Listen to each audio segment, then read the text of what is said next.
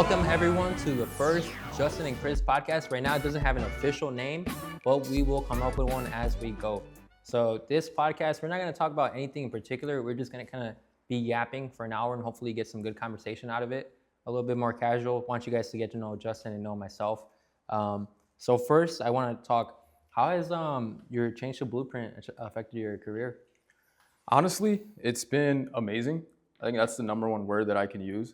More than anything, it's been a big switch. And I've had multiple conversations with you telling you, like, months ago, I was not doing as much activity as I wanted to. And after meeting you, coming to BluPrint, understanding the operations and the team that I have with BluPrint, and then meeting you, with those foundations, it's changed a lot in these past 2 months. Way busier, meeting a lot more people, pipeline is growing. So honestly, been amazing, man. For sure. And what was your biggest hesitation moving to BluPrint? I was scared. Sometimes change is hard, and it was a little like uncomfortable. But I've always learned that you have to learn how to be uncomfortable, and those uncomfortable situations oftentimes are the best ones. So I think that's primarily, reason why. What made you become a loan officer in the first place? Well, I was a real estate agent back in 2021. And I tell a lot of people this, I didn't do well. And I always wanted to get back into real estate. So a couple years later, I wanted to be in finance, being a stockbroker. But I was like, let me figure out a way to do this in the real estate side. So that's when I started doing some research on becoming an LO. I woke up one day, signed up for the class, took it a month later, took the test a month after that, and I was an LO. And so that was the trajectory of that. So why do you think because how long have you been a loan officer now? A year and 4 months. So why do you think you didn't succeed as a realtor or in the beginning as a loan officer? Primarily as a realtor, I approached it with the wrong mindset. And so what I've learned is that you can't approach businesses with a money mindset. We all want to make money, and that's 100% true. But when you go into something just thinking about a paycheck, it's primarily not going to work out. So I did that as a real estate agent when I was 19. I went in thinking I was going to be this most lavish realtor, buying Gucci loafers, driving the nicest car, and that wasn't it. I closed like 2 rental deals. And I was like, I want to get back into real estate, but for a completely different reason. I want to actually serve and help people and understand the business as much as I can so that I can provide value and give something to the world. So approaching it that way has changed a lot for me. So when you were a realtor, you didn't close like a buyer seller transaction? 2 rentals. Damn, that's tough, man. Yeah. So, the fact that you didn't succeed as a realtor, what made you like optimistic that things would go well as a loan officer? Well, I'm not afraid to fail. So, becoming an LO, there's always uncertainty. It's a business. You're not 100% guaranteed to do well. But I grew a mindset where I became resilient, and I understood that I have to do everything in my power to become successful and actually provide value to the people that I want to help. So that was the biggest switch. What is the biggest thing that you like about working for BluPrint? The support. I think that's very important when you're trying to grow a business. You can't do it alone. Like, you need a team behind you that's willing to answer a call when you need them, or to work on a file if you're a little bit busy. There's certain aspects in growing a business that you need your team to fill, and BluPrint does that. So I'm super appreciative for that. Yes, sir. No, I think so I've been at BluPrint for a half a year now, and at first I was skeptical, right? I was at one of the top 5 mortgage companies in the nation, amazing reputation, and I was like, I don't know, like, to be honest, I have never heard of BluPrint. Right. So I was like, why would I go work for this company that I've never heard of when I'm at this amazing company? And actually, funny enough, Joey, our regional manager, approached me when I first joined Guaranteed Rate after a few months because I was doing well. Right. And he told me, come over here, blah, blah, blah. And I just didn't like his approach at the time. Okay. He's a very blunt person, as you know. Yeah, he is. And pretty much he offered me the opportunity to be a branch manager. And me, long term, I would hope that one day I become an owner, right? Sure. And I always looked at the people that were making the most money, it's always the owners. Like, it's not the investors, it's not the flippers, it's not like the top producer, it's the owner. Like, because he gets a cut of everything. Yeah. And so when I got the opportunity to be a branch manager, I remember seeing the numbers behind it, and it didn't even make sense to me. Like, it didn't make sense to me. I didn't understand margin. I didn't understand like the cost associated with it. I just knew that if I went to it with the same mindset of like, I'm gonna succeed no matter what, things are just gonna work out. Right. Because whatever it takes, I'm gonna do it. Yeah. And so so far my experience has been amazing. I think that having our team fund and underwrite the loans in-house as a correspondent lender has certain advantages against retail like funding, because I feel like there's more red tape when it's a retail lender, and the risk tolerance is up to BluPrint. So BluPrint funds the transaction, and NFM Lending sells it afterwards. So if BluPrint is okay with the risk of the loan, they'll fund whatever they want. For sure. So I love that. The support with Jamie. A lot of people see the success, but obviously I wish we could like have Jamie on here. That'd be dope. That'd be awesome, man. But, she deserves to be on here. But if you guys don't know, we have someone that reviews income, credit, and asset for us. So, you know, there's been files where if I would have gotten it like 6 months ago, a year ago, I would have been like spinning in circles trying to figure out how to approve this client. Yeah. Especially when you get the C Corp, the S Corp income, Yep. and you got to deal with liquidity. And most loan officers, even me, I don't understand that. Like, my job is to build relationships and bring referrals. Like, I'm not a loan underwriter. Like, if being a loan underwriter was what made people successful, then the best underwriters would be the best loan officers. But it's about building relationships. Yeah. And I think that's super important about BluPrint, and their overall goal for LOs is they're trying to take the stress off of doing behind the desk work. And so you can go out there and build those relationships. And so I actually have a funny story. Earlier this month, I was out with a realtor, and I got an application for somebody that needed it like immediately. So I sent it to Jamie because obviously I was busy. And in that meeting, I ended up getting like another lead from that realtor. So that just goes to show what BluPrint actually has to offer is you have someone supporting you, taking care of the stuff that needs to be done instantly, while you can go build those relationships and continue to bring in business. And I think that's awesome. Yeah, no, I think a lot of people in our business worry about the wrong things, and so was I, right? When I first got into BluPrint, I was worried about the wrong things. Like, I was worried about having the best interest rates. I was worried about, having the best office space. And when you just focus on the activities that are going to bring in business, it's like everything goes through the roof. Like, I feel like the third month in at BluPrint, I funded $2 million. When at my previous platform, it took me about a year. And then I got in my head about like the P&L and this and that. And once I got out of my head about it, boom, just instantly start producing like crazy. You know, we almost closed 2 million last month, closed 2 million this month. And we already have like $2 million in contracts for next month. So I think a lot of people worry about the wrong things when they're getting into this business, like we talked about. And what you mentioned is like, oh, I want the Gucci loafers, I want the McLaren. Yeah. But really, if you just focus on what drives the business, that's what's gonna really, make you successful. No, I agree. I actually have a question. So how was that transition from being just an LO to becoming a branch manager and producing that much instantly? Like, are you still feeling that transition, or how do you feel about that? At first, it was scary. I was like, well, I'm not gonna have anyone to go to about my issues. Yeah. I don't have anyone directing me. Like, I have to solve the problems. I have to make sure I'm profitable. Yeah. I have to learn how to recruit. I have to learn how to train people.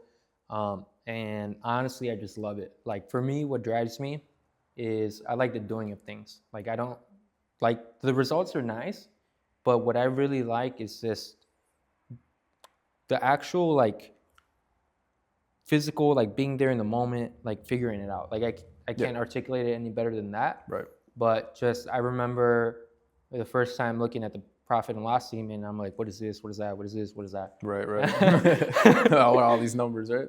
I remember when I was first like walking up to the office, and I remember just feeling so excited. Yeah. And like little moments like that where it's just not tangible, but it's like the things that I love. But it was so scary, like, going to a company I'm unfamiliar with, and like going to be my own boss in a way. And the biggest thing so I'll say like the most negative thing so far that I experienced is, especially prior to you came, it was just me at the office. Yeah. And that'll get to you. Like, I think one thing that I loved about all the offices I've worked at, I have nothing negative to say about them. Like, I love the work environment. Yeah. Like, you kind of get a little pat in the back when you get your closings. Sure. You have a great conversation and they're like, oh, good stuff, Yeah. and there's laughing and joking. But when it's just you in four walls, it's like you start really thinking a lot. 100%. So that was the biggest draw side. The thing that I love the most is a couple things. One, I feel like a lot of people respect me more. I think when people like see you doing the things that they kind of daydream about, Yeah. they kind of like give you dap and stuff, and it's nice. The second thing that I absolutely love, honestly, just your growth. Like I love seeing you grow. I love seeing you market yourself. Appreciate that. I love the wins, even the small ones where it's just like getting more appointments, Yeah. Where it's having more referrals. And like, I feel like I get more excited. Literally, when I get a contract, it means nothing. But when you told me that you got the contract, I was like, let's go. Yeah, right. So like for me, that's my favorite thing is that I could leave an impact larger than myself. Yeah. I think that's awesome. And then, me being your LO, hearing that, I think that's really great. So all the people like listening to this, I feel like in real estate, sometimes you need a mentor or somebody to tell you, hey, you need to do this, follow these exact steps, and literally just have to do it. Mm-hmm. You can't overcomplicate it. You just do the work and you be patient and it follows. But you need to reach out and find somebody that is willing to do that for you, and is, willing to sit there and tell you what's right from wrong. So you're doing that. So I appreciate it. Yeah, no, 100%. I think mentorship is like the most important thing in this business, and I don't mean this in a negative way, but, I wish I had family or someone that like put me onto this, but I just had to figure it all out. For sure. Like, like trying to, if you would have told me like 3 years ago that you're going to be a loan originator, I would be like, I don't even know what that is. Yeah, like, right. What kind of loans am I originating? Like cars, like credit cards, what are we doing? Yeah, exactly. So to kind of lead yourself to the water, and then being able to teach people like, hey, the water's this way, you go this way, and then you're going to see a big mountain, then you bust it right. Yeah. And then you're going to see some trees, bust to the left, and that's where the water is.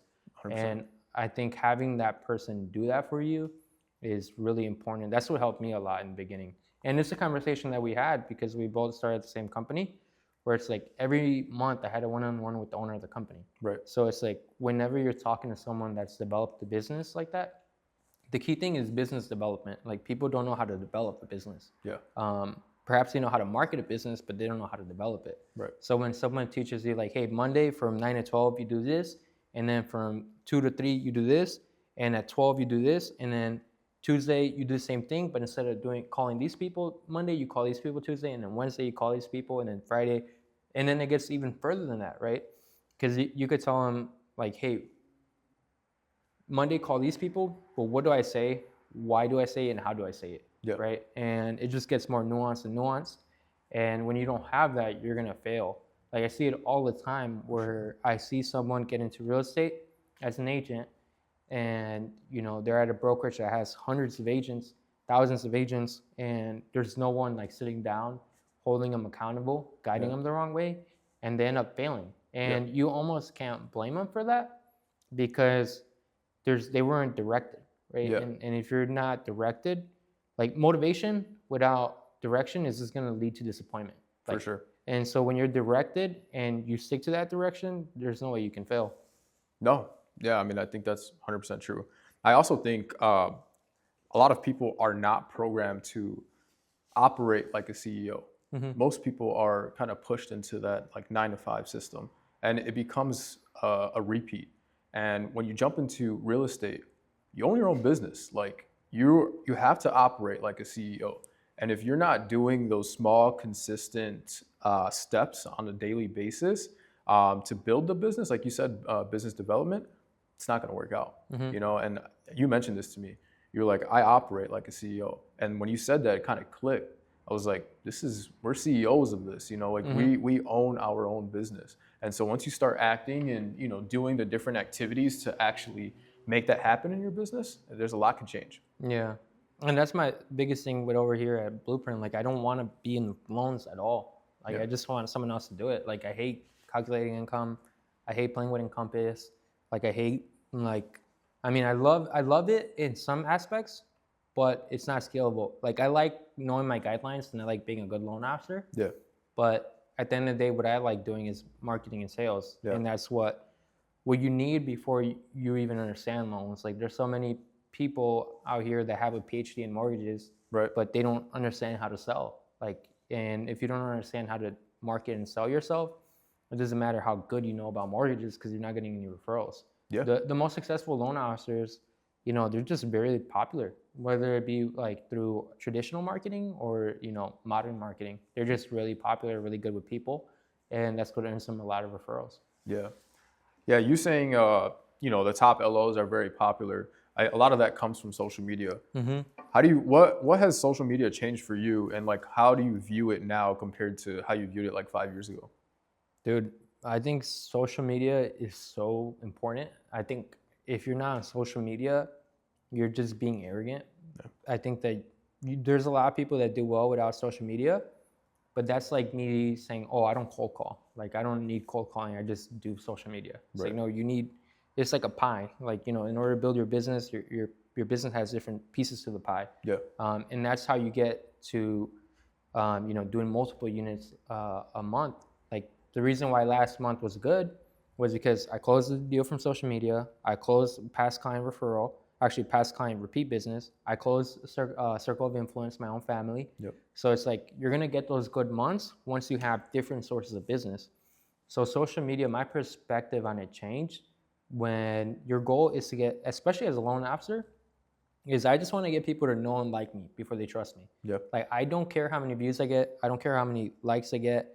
Like, I don't care if it's cringe. I don't care if it's bad, you know? Like, if it comes out kind of like choppy or like I stuttered, I don't care. Like, people saw it. 100%. At the end of the day, like, there's people who know me and are going to like me because of this content. For sure. And so that's one of my biggest changes. Two biggest changes I would say is, like, you don't create content, you are the content, in a sense where, like, the best stuff that does the best is about my accolades or something personal.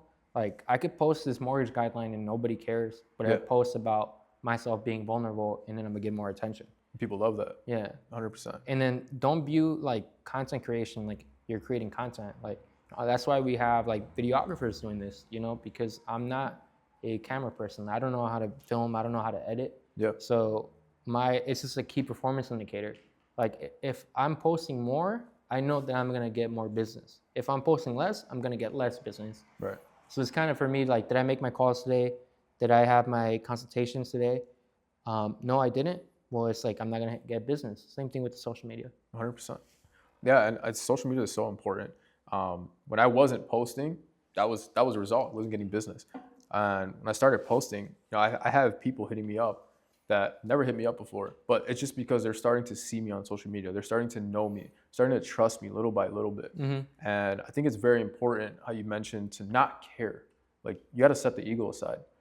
People really don't care if you stuttered or if you made a slight mistake. They just want to hear what you're saying or just kind of vibe with you. And like, social media gives you the opportunity to do that, the opportunity to reach thousands and thousands of people.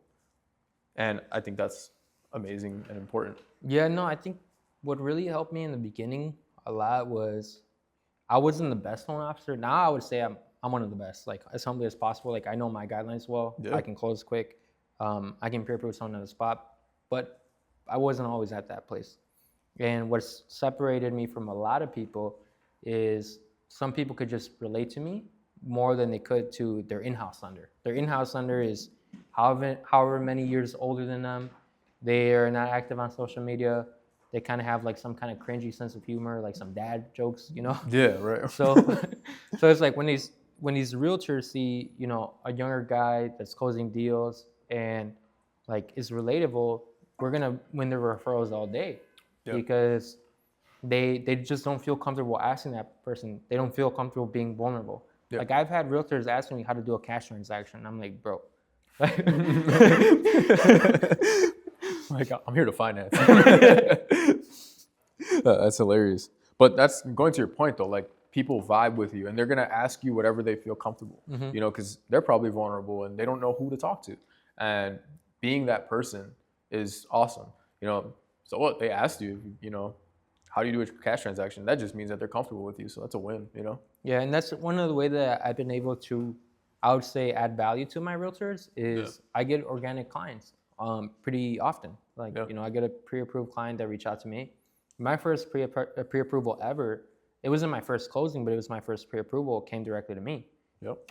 It was a family that wanted to sell and buy. And I was able to refer that out to someone. At the time, I didn't even work with that person. They got it done. A year later or so, I followed up, and then I've gotten a couple transactions out of that person. So social media is one of the easiest ways to do business for sure. No, that's amazing, dude. Yeah, social media, like you said, keep saying the word scalable, and social media is scalable. And I feel like every individual who's in real estate needs to add it to their playbook. Tommy Choi said something in the event earlier this week where you have to have a mixture of both. You know, the traditional face-to-face, the cold calling, but then you also have to have that modern selling. You know, the social media, the meetups. You know, I think that's very important to have a combination of both. Yeah, 100%. And that's why I hosted that event. Well, I host events to get my name out there, but one thing that I was excited about those two people is that it reminds me of like the stuff that I've learned, right? Because when I've had other like top producer panels, and no, I'm not trying to diss nobody, but some people just aren't able. It's one thing to be a good like at your craft. It's another thing to be able to teach it. That's like two different skills. Yeah. And they're very good about articulating, you know, how to grow a business. Because I've had other people and they're like, oh yeah, just work hard. And I'm like, damn, well, like that doesn't really help. Yeah. But one thing that stuck with me, and I've heard it for a while ago, was what Tommy Choi said about relationships. Relationships are like an ATM. You know, you can't just make withdrawals or else the account is gonna be negative. Yep. You gotta put a deposit in there, and then after enough deposits, you can make a withdrawal. Yeah. So that's how I view a lot of things. Like when I invite people to my events, when I buy people coffee, when I buy people lunch, when I do all these things, I'm just giving them value. Like, and then if they don't want to refer me right away, that's fine.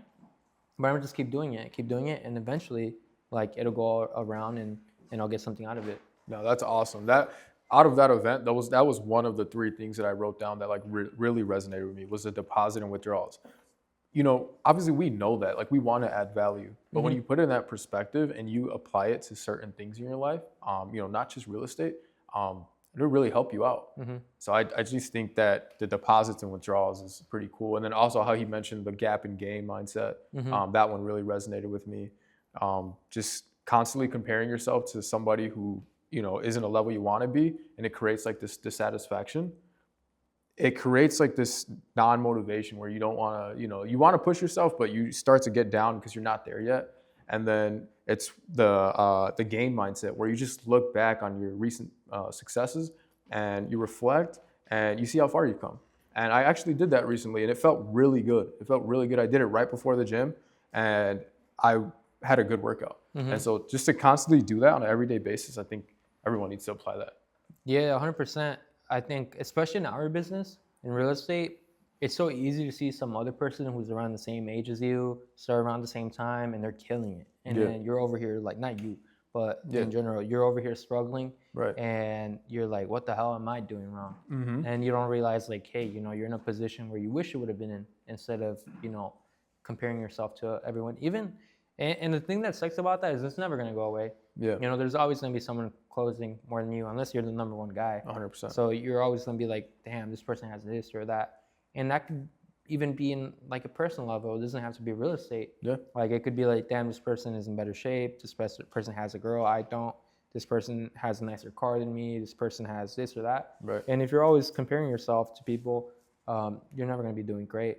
And that's one of the things that I have really been good at recently is I just focus on my activity. Like that's all I care about. Like I don't feel anxious of whether I'm gonna get more business or not because I'm just so damn active. Like I'm just, the way you do one thing is the way you do everything. So whenever you see me like posting manically on social media, just assume that I'm following up on everything. I'm sending emails. I'm doing follow-ups. Like, I'm doing everything like the same way that I do a certain thing. So I feel like just when you focus on your activity, you're just gonna get the results, bro. For sure. And you kind of said something that pretty much translates into consistency, right? Like you said, if you see me doing this on social media, assume that I'm doing my follow-ups and my calls. So consistency, that word, how important is that to the real estate business? Dude, that's everything. Like yesterday, I slept like 4 hours, and we had that workout. Yeah. Bro, I threw up during workout. It was bad. I was this close. I was like dozing off, man. It was. Dude, it made me lightheaded. I was like, damn. I've never felt that in a workout before, and that's Joey's fault. But it was good though. It was definitely a battle. Yeah. It was a battle, but it was tough. And I didn't feel like doing anything that day. Like, not just because of workout, but I think just, I'm not a perfect person. I get in my moods. Yeah. And so I didn't feel like, I feel like sometimes I marketed myself like a guy who's trying to take over the world. Yeah. But that's not how I feel every day. Right. Some days I just want to chill. Like, So that was one of those days. But the one key thing that I do on Thursdays is call my past clients.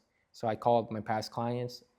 So I call 7 most recent closings. I call 7 1-year anniversaries or 2-year anniversaries, and I call 7 birthdays. And so I did that, and without asking, a client left me a 5-star review. And 5-star reviews, they don't mean much at first, but when you start racking them up, and people start Googling loan officer, and you start popping up, and not just that, but like it's an evidence of your success. Yeah. And it's a real testimonial. So I didn't feel like doing it, but I could just tell that client was surprised and like happy that I reached out in that very moment. So it just felt good to put in the work, even though I didn't feel like it. So with consistency, it's so key, because what happens a lot of the times is you get a sugar rush and you feel like I'm gonna take over the world, and then you do it for like a couple weeks and you don't see the results and you just stop. But when you have, like, I almost kind of feel unstoppable, like in a sense where it's like, as long as I do this day over day, like it doesn't matter what certain people think about me. It doesn't matter what my rates are. It doesn't matter what programs I do and don't have. It doesn't matter what company I work at. As long as I consistently do these things over and over and over, like I'm just gonna get business. It doesn't matter. 100%. You're doing the activities that are gonna bring results. You said that you feel like unstoppable, and I feel like a lot of people, when they hear that from like the outside in, they're like, oh man, this guy's got an ego. It's like, no, like we just want something so bad that nothing's gonna come in the way, And there may be obstacles, but we developed a mindset where you're gonna crush the obstacle. You're gonna get over it. You're gonna get over it. It's gonna be tough, but you're gonna get over it, And that's the kind of mindset you have to approach this business or anything else in your life. And I never judge anyone, I feel like, who feels like they're on top of the world or like number one. It's like, I love that, bro. Like, I'm doing that too, The reason why that happens is it's just people are insecure about themselves, and they hate the fact that someone else is braver to just like stand up and say like me, like I want it. Like that's what it is, where it's like they see, not me in particular, anyone. Because I've heard it about other people, where it's like, oh, that person's arrogant, that person's cocky. And it's like, no, that person was just brave enough to say that, like, it's my turn. 100%. Like, I'm the one that deserves the nice things. Yeah. And some people are scared to do that. And some people are more scared about, like, the things that come with it. And, like, for me, for example, today, I got a DSCR loan under contract. The rates on DSCR loans are ugly. I was kind of scared to tell the client, hey, the interest rate is 8%. Yep. He was like, damn, I'll just refinance it. So, so like, when you step up to the plate, you have to deal with a lot of uncomfortable stuff. So a lot of people fold under pressure. And so a lot of people can't see themselves in that position. And when they see someone else in that position, it makes them feel uncomfortable, because it makes them, they know that they cheated themselves. Like they just didn't even, some people don't even believe in themselves. That's a problem, bro. Right. That when a lot of people see someone that so blindly believes in themselves, it's almost offensive. Yeah. It's like what? You think you're better than me? Yeah, literally. Like, come on, bro. No, not at all. No, but that's 100% true. There's something that directly correlates, and I think it's by winning the morning and going to the gym or doing something you absolutely hate in the morning. Wake up early, do something you absolutely hate, And throughout the day, you're gonna face an obstacle and it's gonna be uncomfortable, but you already did something so uncomfortable earlier that obstacle is not gonna feel like anything to you. You know, like you're gonna learn to have the hard conversations, or, you know, a deal falling through. It happens every once in a while. You know, like you're gonna get over those obstacles. And I feel like training and wiring your brain to go to the gym in the morning and do something like absolutely hard will transpire into a lot of aspects in life. Yes, sir. No, I think in general, just getting stuff out the way that you don't want to do is just gonna, like, your mind kind of gets callous to it, or it's like the more uncomfortable conversations you have, or the more uncomfortable you put yourself, the more comfortable you're gonna be in those situations later. Yeah, no, 100%, I agree. Question: so, how do you feel? We were talking about this earlier. Where's the balance between having like personal life and dealing with a lot of loan work? I think it depends what stage you're at in life. I think, in my opinion, as long as you haven't achieved, so success is relative, right? So what success is to me might be different what success is to you. So if if in your own mind of what success is, you haven't achieved what success is, you should not have any work-life balance. Like, you just shouldn't. Yeah. Like, in my opinion, because it's like you're cheating yourself. Like, the more you respect the promises to yourself, the more the outside world is going to respect you. Yeah.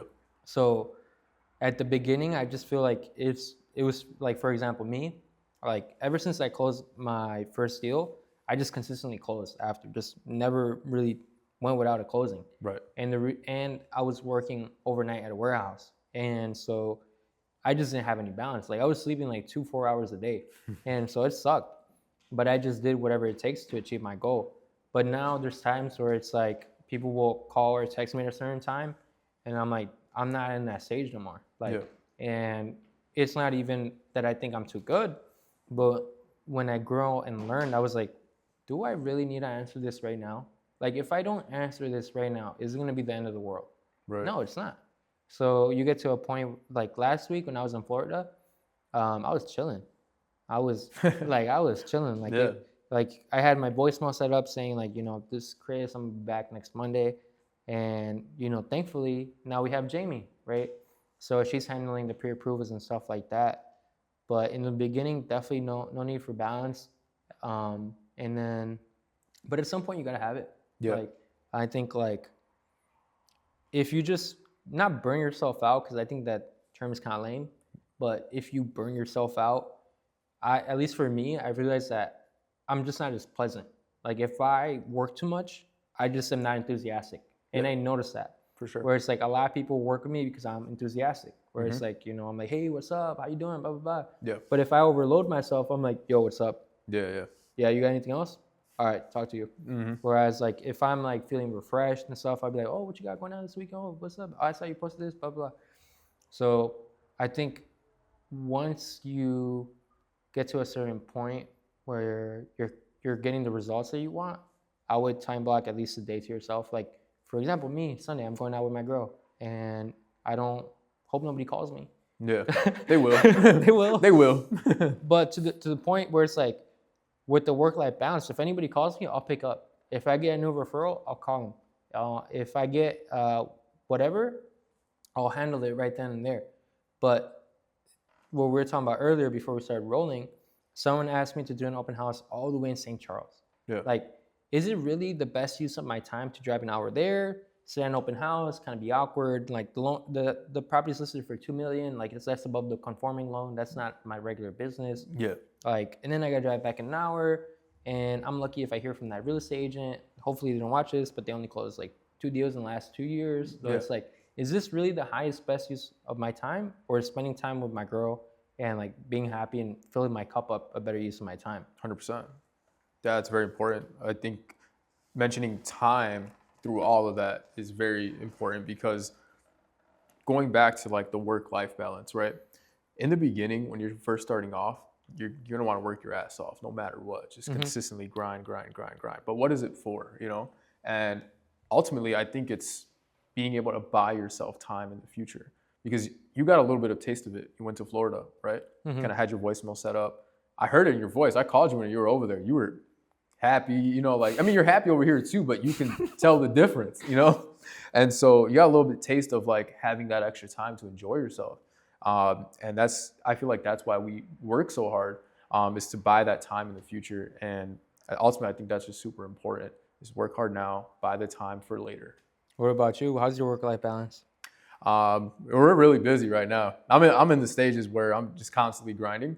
And it's okay because like I just mentioned, I'm in this state where I'm buying myself time, and it's an investment.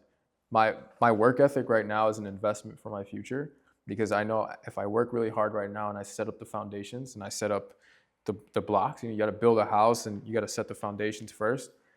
I know 10, 15 years from now, I'm going to buy myself a bunch of time that's going to give me the opportunity to spend it with my family, future wife, things that really matter in this world. So I'm okay with working right now. I'm grinding.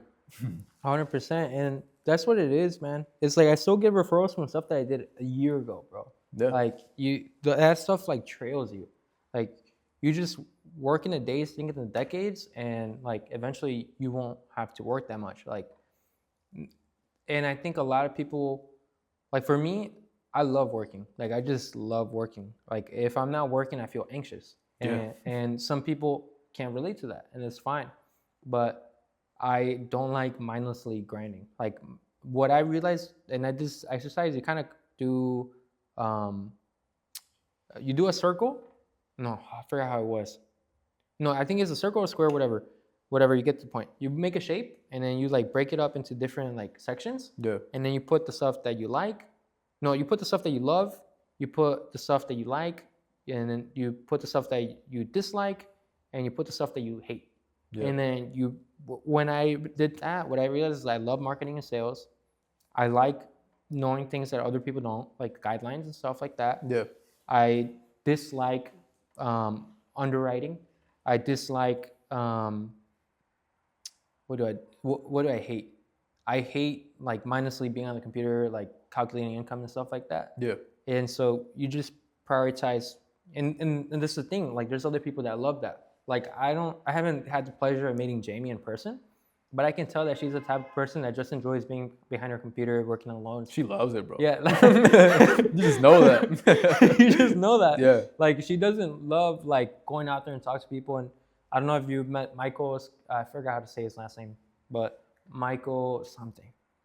Not yet. I don't think so. But Michael, he's our operations manager, and he's told me straight up, like, dude, I give you respect because I can't deal with people, but like this like encompass stuff, underwriting guidelines, this and that. Yes, I love it. Yeah, I met Michael. Yes. Yeah, I remember. Yeah. Yeah. So I just feel like you gotta realize what you like and what you don't like, and then do all the stuff that you like, and then give the stuff that you don't like to someone else.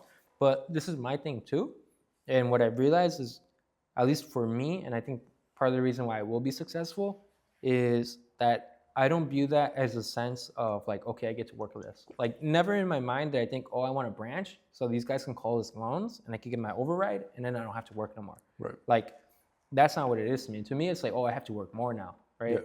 Yeah. And Tommy Choi said that too in the panel, and that really stuck with me, is like when you hire people, you can't hire people to like just save yourself time. You gotta do it to uplift them. Like I think the next person that I wanna hire is someone to help me with my leads and my relationships. Like I wish for my event, I would have had someone else like calling people to invite that event. Yeah. Invite people to that event. That would have like drove business. And so then I want to take someone that doesn't know what loans is and real estate is and put them in that position. And if they want to become a loan officer in like 6 months, a year, or however long it takes them to like find that passion for it. Yeah. And then at some point be branch manager, CEO, like I would love that. Right. Like I wouldn't want to just like get someone to, oh, like I hate doing this, so I'm gonna have them do it. Yeah, no, for sure. Yeah, I feel like having an extra person is definitely super helpful, especially being at the event. You had somebody dialing and making your phone calls, like you're killing two birds with one stone. Mm-hmm. So it's worth the investment. And going back to what you said, you want to be an owner one day, you want to be CEO. That's what it takes, is building those teams and having the right people in the right place, taking care of the, not necessarily things that you hate all the time, but the things that take up too much of your time. Yeah, and that's the thing with kind of like the hustle culture. I would say some even myself, I felt trapped to that where it's like, oh, bro, I was driving over here and then I drove over here and then I worked until 12 at night. And I was like, bro, you just have no process. Like, Yeah. you're just working like you're not working smart. Like, yeah, you're working hard and you're going to make progress, but you're just not optimizing your time. Like, you're just, like, and I still love it because it's something that makes me me. I remember I have a picture of myself and you can see the loan estimate and like it's dark in the office, the lights are off. I was going over the numbers with the client, and that transaction didn't even end up closing, right? So it's like I disclosed that loan, I prepared it for underwriting, I did all this and that, and it led to nothing. Well, it led to something because I worked with that agent and we've done transactions, but that individual like time, it just wasn't a good use of my time. And the best people learn how to delegate. Yeah, having a process and a system, definitely you get more optimization out of your whole day, which is super important. Like, dude, I was at an event and I met an agent and he was telling me about how you refer to loan officer, and I know the loan officer and they're great. Like, I've met them personally and they're like $100 million plus producer. And they're like, hey, you know, I referred my client to this person and that person never talked to the client and they closed and whatever, it was okay. And, you know, the agent was like saying that it wasn't something positive, but I was like, dude, that sounds badass. Yeah. Like, what? No. Like, hold on. Yeah. I'm like, damn, that sounds dope. It's the next level. That's a level that we don't see yet, right? That's a goal, right? Yeah, 100%. What you got going on this weekend, bro?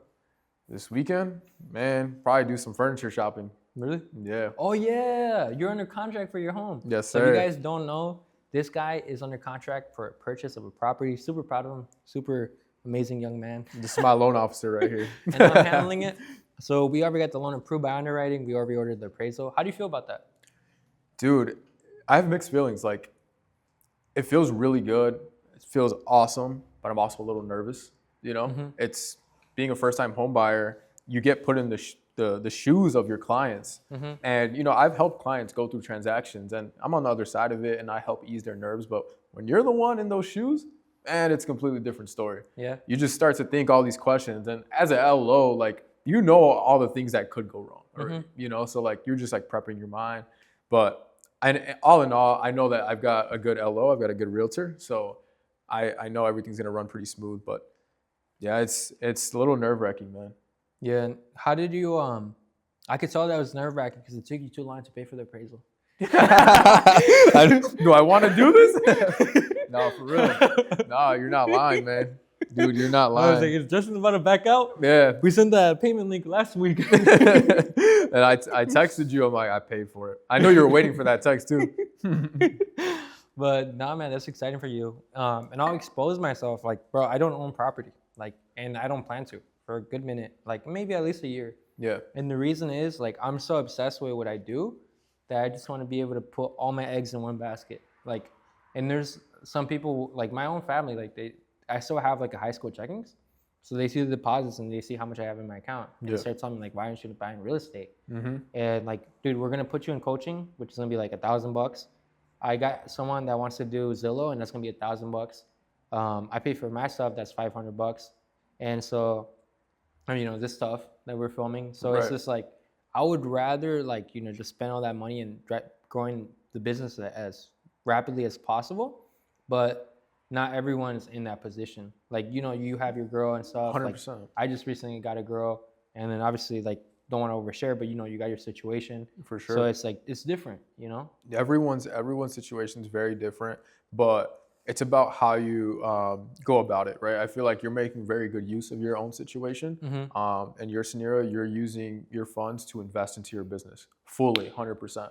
So that when you do invest into real estate, now everything that you invested in before is going to help you with that real estate. Like everything's going to kind of come together. Yeah. So I feel like even though you're not investing into real estate right now, you're still investing to your business. So I think that's super important. Yeah. And quite honestly, I feel like if I had owned real estate, I would have been probably, I don't know if I would have been branch manager. Like I had guaranteed income, you know, I was doing well. Why would I take this risk to figure out this whole thing out? Yeah. When it's like, I got a mortgage due. 100%. Honestly, what do you feel about owning multi-units? They're a great investment, but we were talking about time earlier.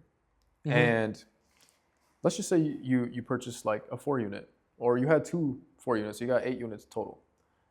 And now you have all these tenants hitting you up like, hey, Christian, can you fix this for me? Hey, Christian, can you do this for me?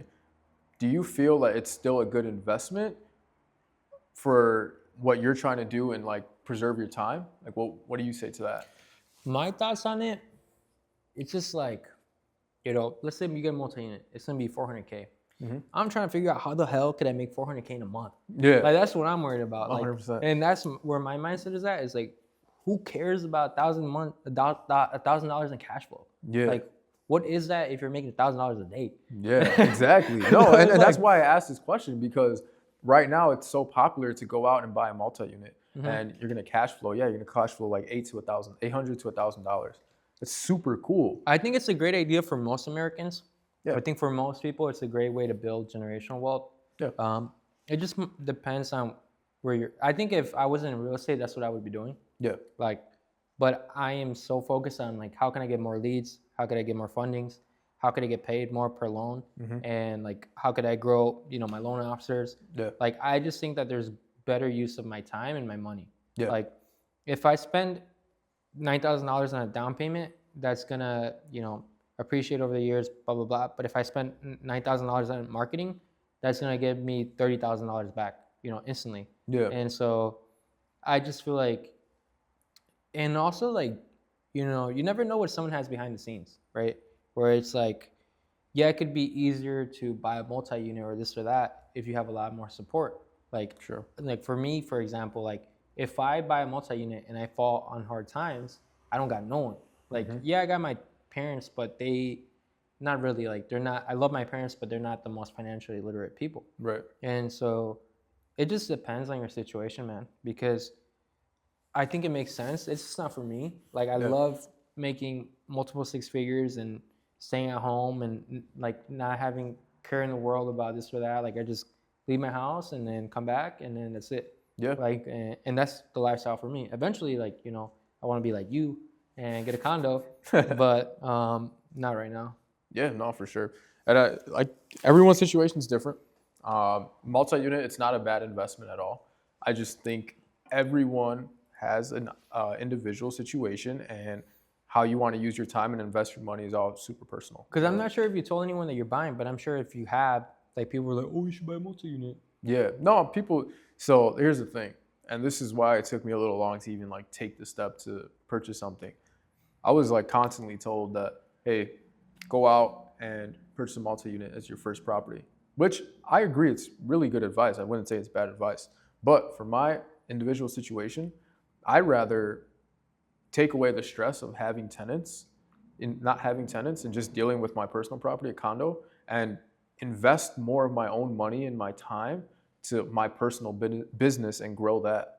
I think that's just more fulfilling to me than having to spend like $13,000 a year on maintenance costs and barely cash flow anything. You know what I'm saying? And so going back to what I said, everyone's situation is different, but many people told me go out and buy a multi-unit first. Yeah. And I went against what everyone said. Yeah, no, I mean, that's what, when I first started, I got pre-approved sometime early last year, and I was looking for a multi-unit. And then I think the reality of things are just different, because I started looking at things and I'm like, I would have to live in where? And I'm like, no, I'm good. Yeah.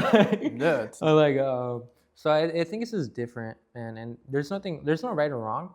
It just depends like what your goals are. Agreed. And to all the people who are doing it, congrats to you. You guys are killing it. I know there's a couple people out there that have done very well by investing into multi-units, and I love to see that, and however anyone wants to get successful, however they feel is the right way, I think that's how they should go about it. Yeah. No, I think for me, I just enjoy building the machine. Like, that's what I really like about the mortgage business. Yes, sir. Like, I got a referral today from the listing agent that we closed with, and it was an automated email that went out, and they replied, could you do this kind of loan? And I was like, yes, I can. Yeah. And so, like, it's a little dumb email, automated email got me a lead. And so it's like a little machine that I built, and that's what I love. Because I want to get to the point where they all say your first property is never going to be your dream property, but not if you put yourself in a position that you can be. Like, there's this one guy that I know that closed on an $800,000 condo this month, and I'm like, damn. And that was his first property. Wow. And so it's just like, I know eventually I'm gonna get to a point where it's like, okay, I mean, I'm making this much a month, might as well just buy something. Yeah. But that's my goal. And eventually you'll get there, you know? Yeah, you mentioned referrals from a listing agent. And the other day, it was like 8:30 at night. And, you know, I'm chilling with my girl, we're watching a movie. And a past client texted me when we closed like two and a half weeks ago. She's like, hey, I'm just reaching out to my amazing lender, Justin. I actually know someone that needs a loan officer and I want them to get introduced to you. Mm-hmm. And dude, at that moment right there, it was super fulfilling. I actually got chills. Like it was just awesome to see that and feel that mm-hmm. and read that, because this is what we do our job for, you know, mm-hmm. is to make other people feel good so that they can introduce us to other people and make other people feel good. And it's just like a cycle. Because the next person that I help, that she refers me to, I want them to be as happy as I made my first client, so then they can refer me more, you know? And I just think that was just super cool to get that text late at night. No, for sure. I think the best thing is like, you know, just getting to that point where it's like, I was talking about this deal earlier today with a realtor, but I saved the deal with that was falling through elsewhere, like sometime late last year. No, actually, about 1 year ago. It was their home anniversary was in October of last year. Okay. And I remember the realtor called me and it's like, hey, like I heard that you're good and you close quick. And the person that gave me that lead was referred to me by a different realtor that I never transacted with. So it's like your reputation just follows you, and then at some point you'll just get so good where it's like you're getting business from the sky. Honestly, to finish this out, I mean, it's been a great conversation. For sure. I'm super excited to be a part of BluPrint and to be working under you. I know that there's a lot of great things to come. It's only been 2 months and so much has already happened, I feel. Mm-hmm. And I'm really excited to what we can grow. Mm-hmm. I remember the first day I walked into the office. For anybody that doesn't know, we have like a little box office. Bro, why are you putting our shit out there? To expose us. To expose us for now. But I told them this though. I was like, this is awesome. I literally, it's the first thing I said when I walked in. I remember that. Dude, I was like, this is awesome. But I feel like Wolf of Wall Street. Like we're building something from the ground up. And you got two highly motivated young individuals that will not stop at anything in front of them. And so I want to take a picture of us in the office. And then like maybe a year or two down the line, we're going to take a picture in the penthouse office. Yeah. And I think it's just going to be awesome, man. No, that's the way that I think about it too. And I mention that story to people all the time where it's like, when I gas you up, I'm like, bro, this guy is enthusiastic. I remember when I showed him the office, I thought he was going to be like, oh, damn. And he goes, this is awesome. This is like Wolf of Wall Street. Bro, I loved it, dude. No joke. I loved it. No way. But it just goes to show, like, that's that unstoppable mindset where it's like, I remember, like, seeing that and, like, I'll be honest, my heart sank to my ass. I was like, what the fuck did I just sign up for? Yeah. But I just kept doing what I'd always been doing, and just the business comes. So, guys, send us a referral if you know anyone that's looking to get pre-approved for a home and is looking for a smooth, on-time closing. See you guys next time.